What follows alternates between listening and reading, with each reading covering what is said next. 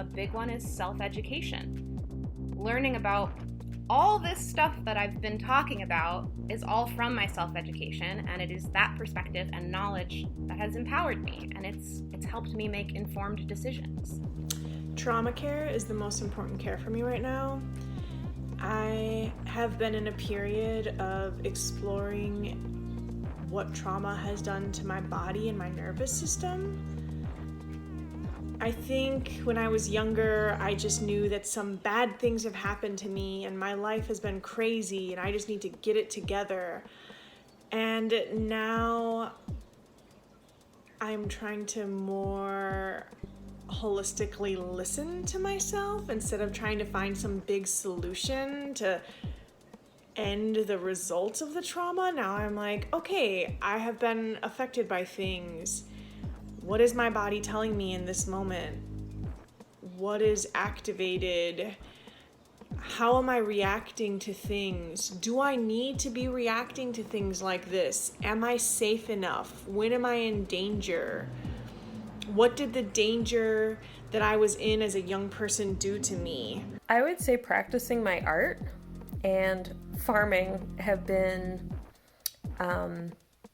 most impactful forms of care that have made a huge difference in my healing process. All of my care practices are centered around stepping away from the crush and the pace of culture, of media, of the workaday world and capitalism.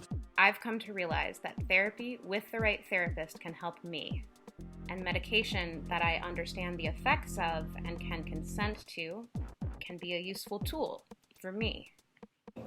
I'm in talk therapy. I do something called neurofeedback as in addition to talk therapy, where the patterns in my brain are being changed through electricity slowly.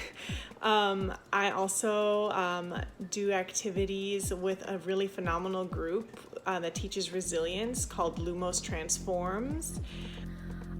Just having time for mindful solitude and contemplation while I'm weeding or getting my hands in the soil watching seedlings grow helps me to understand the growth within myself, that kind of metaphorical pruning, if you will, growing and having periods of dormancy. The seasons and the movements in nature are deeply parallel to the movements I find deep within myself.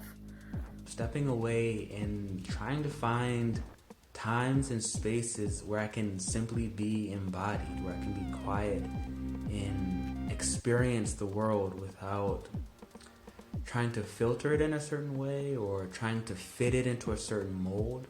So that can mean a lot of things, but it primarily means being quiet and not distracting myself. So I also use my chosen family as a support network, and I consider that a care practice. I've done my best to build relationships and spaces in my life where I can say, hey, I'm not okay and I need help, so that I can ask for the support that I need when I need it, and I know that I will get it as long as they have the capacity to give it, and where my loved ones can do the same. So I do a lot of checking in with myself. Again, like I said, my body, my mind, like what is happening. I've learned a scale that works for me to kind of tell where I'm at in an activated place or a frozen place. And I do practices based around that kind of help me come down to a more regulated state when I'm not regulated.